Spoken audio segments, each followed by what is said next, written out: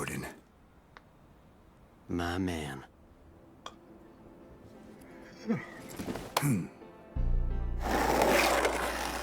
Why did that just give me Top Gun vibes? Because it was the electric guitar in the sunset.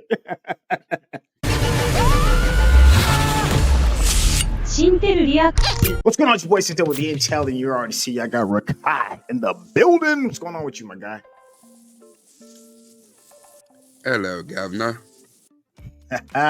Yo, Scott Pilgrim, episode 6. There's only 2 left after this bad boy. It's been an interesting journey. Big highs, little lows. So don't worry if you need to catch up. There'll be a link in the description for that. And make sure you stay towards the end, because we're going to have a little bit of commentary, a bit of review to let you know how we're feeling about where this story is going so far. So without any further ado, let's get started. We achieved the dooms. The dooms, we have them.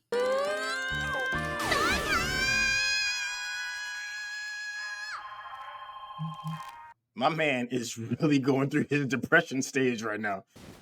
Here go for Goose. I'm looking for Graves. Oh, yeah. Gideon. Who the hell is Goose?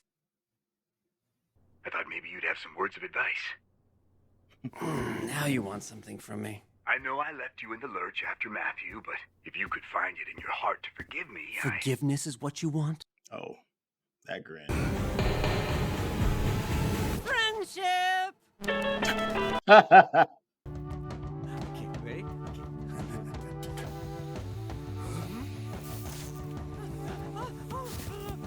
I think I've ever had a bro moment with an easy bake oven.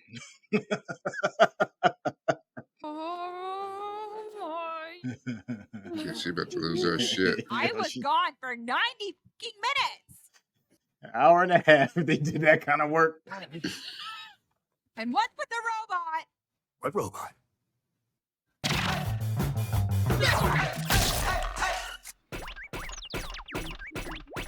Cover blown. Was the robot in the cinematic version? No.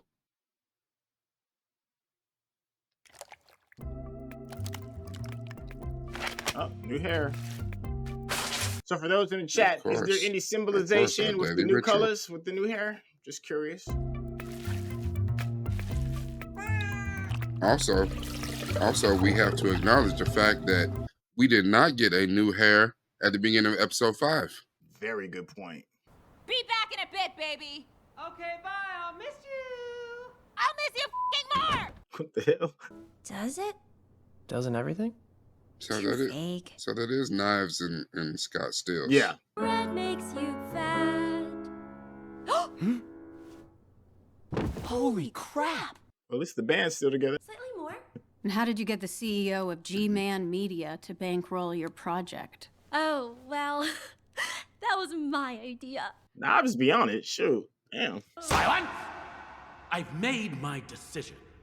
Scott Pilgrim's precious little musical is a Go project! They're turning it into a musical now? There's nothing like hubris. Oh, I don't care about the movie shutting down. It didn't mean anything to me. I mean, I miss having my own golf cart. Golf carts are the lick. Can't lie. All my songs are like children to me. I guess the thing about that is, I don't even remember writing it. That part. Do you mind explaining that in See? any way, shape, or form? Yeah. Well, I dreamed I saw my sleep paralysis demon at my computer, and I woke up the next day, and there it was. So it's the robot that's doing all of this, huh? No, because it didn't look like the robot that was sitting at his computer. Though. It looked like Gideon? And who actually wrote your script? Oh! yeah. Oh, is she involved? She's the one who's been searching for Scott this whole time. Really? You two moved on with your lives. Knives told him to kick rocks.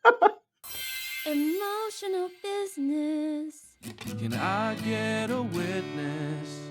Stop. Enough with the songwriting. Can we focus for a second? These two. I guess he started taking that name a little too seriously. One day out of nowhere, he presents the most popular girl in school with a 12-point business plan as to why she should date him.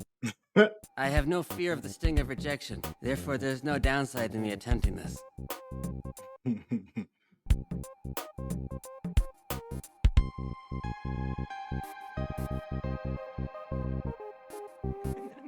There's no fear of rejection, Nah, bro, don't always work that way. which works well in business. He moved away after that, but I never forgot about him. I had no idea Gideon Graves was the dorky kid from my past until he turned up on my doorstep. Matthew Patel took everything he had. And what was left behind? Gordon Goose.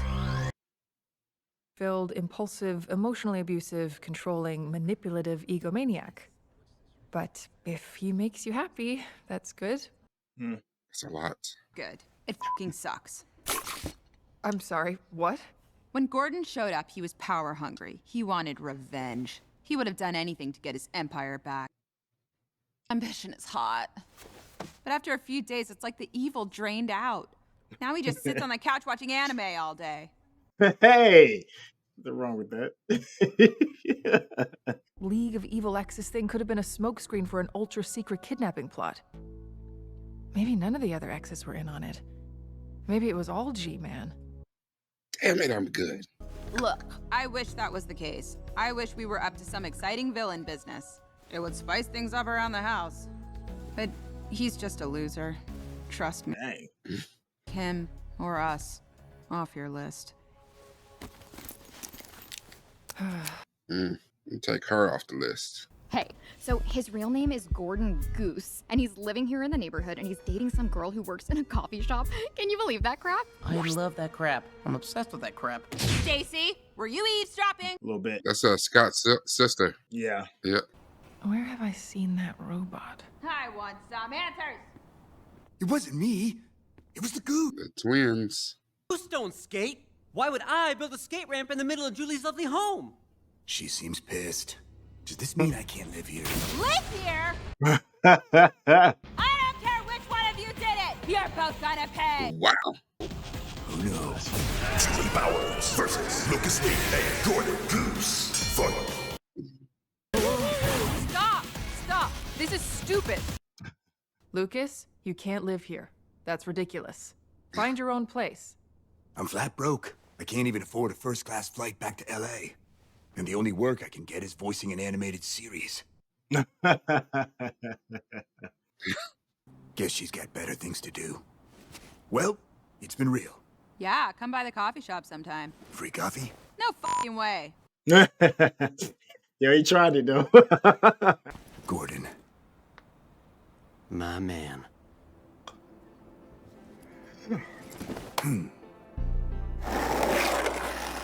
Why did that just give me Top Gun vibes? Because it was the electric guitar in the sunset. What would I say?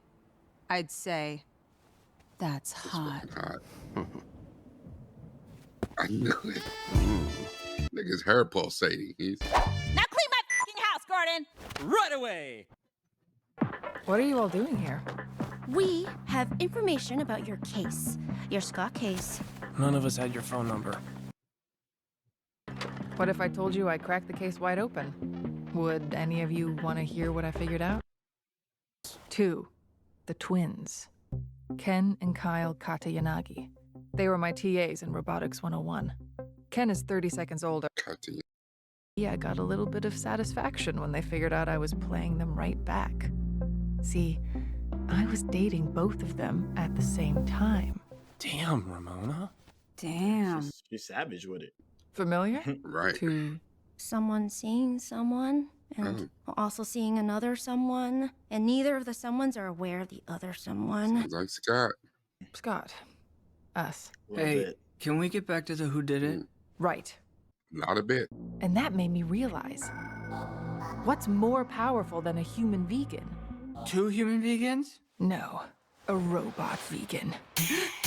What? A robot that's never eaten meat. A robot that's never had any dairy. A vegan without the inherent flaws of humanity. A vegan The robot. I remembered where I saw I actually that have to robot say I before. did not see that coming. What, her pulling the TV out of her bag of holding? It was at the Rocket, before Sex Bomb went on stage. No, that she's gonna say the robot. That See? Right before Scott disappeared. We'll know soon enough. When I find the twins, I find Scott. On date with one time, eh? Looks that way. You excited? That's a pretty big question. Didn't we come here for a reason? Oh, yeah, right. I was just about to say that. I thought someone would say it. I wasn't pausing for dramatic effect. According to the file data. 14 years from now? Huh. That would that now. Bum, bum, bum. Hey. Scott? Where have you been? Was it the twins? Their robot? The vegan portal? Are you okay? I'm okay. And yes, it was the twins. And their robot. And the vegan portal. But someone else was behind the whole thing. Him? Who? Gideon. It was me. Yep. I did it. Let's say 14 years in the future, right? So, yeah. If you're watching this on YouTube, you're going to see a cut down version of our reaction because we're only allowed to show you a limited amount of picture-in-picture. But if you want to watch the whole thing with us uncut, uninterrupted, head over to our Patreon page at patreon.com/Sintel. Become a member of this channel. You'll get access to the full uncut reaction, but you will need your own Netflix, HBO Max, or Disney Plus subscription so you can open up each episode in an adjacent window to our reaction. We'll give you a little time with a small reference video at the bottom of the screen to help you sync up the footage. And it'll be like you're watching it with your favorite pals from the internet. Remember his evil self that was in the movie? It could be that too. Yeah. Yeah. You called that the very, like, I think like episode 2, you were like, remember he had that evil guy that he had to fight in the very end. So it could be a variation of himself. And he was shadowed too, so which could also kind of like play into why he didn't see him write the screenplay. You know, young Neil. Mm-hmm. So I don't know. Maybe that's how it goes. All right. Let me start off. That's funny. Go ahead. Actually, I'm gonna go ahead and let you start off this one. How you feel about this particular episode? Like what? You know, I think for cleverness, I give this an A+, just because as much as I thought that I was kind of prognosticating and had figured some stuff out, no, I did not see the vegan robot. A vegan robot? What? Okay, the twins, I'll let that go. But the robot being the one who did it, and then come back at the end and say, Scott did it himself? Like, I really thought that it was Gideon. Listen, they got me. They got me. So, yeah. And this is only episode 6. So the fact that it's almost like he was listening and waiting to hear, okay, they found it out. So he turns back up himself. So, you know, we have our Scott back. But I have no idea where this is going or how this is going to play out for episodes 7 and 8, which should be the 2 best episodes. You know, besides the fact that Gideon says that he's still kind of planning something, but that's all for revenge on Matthew Patel. Like, my mind is blown. Yeah, I'm still trying to, I guess, get my footing on where we're going and the why behind it.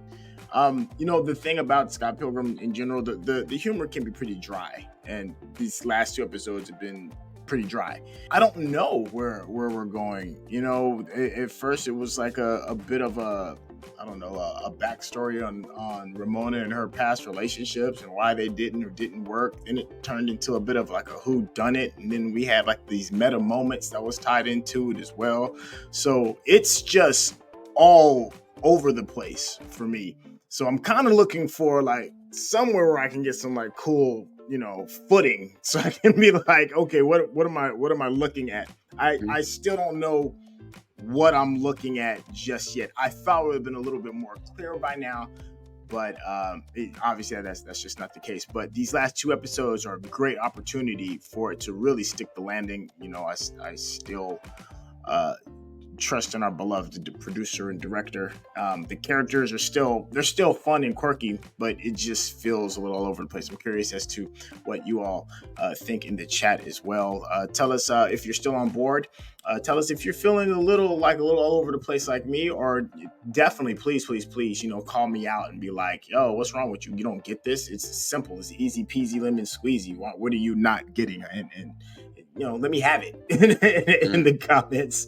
I don't know what my expectations are going to be for these next 2 episodes. My excitement level has dropped some. The first 4 episodes I thought were absolutely incredible.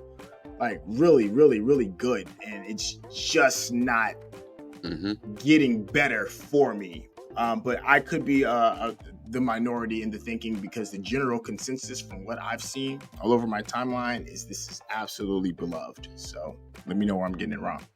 I think your sentiment is exactly right. Like, these last 2 episodes have been a little underwhelming.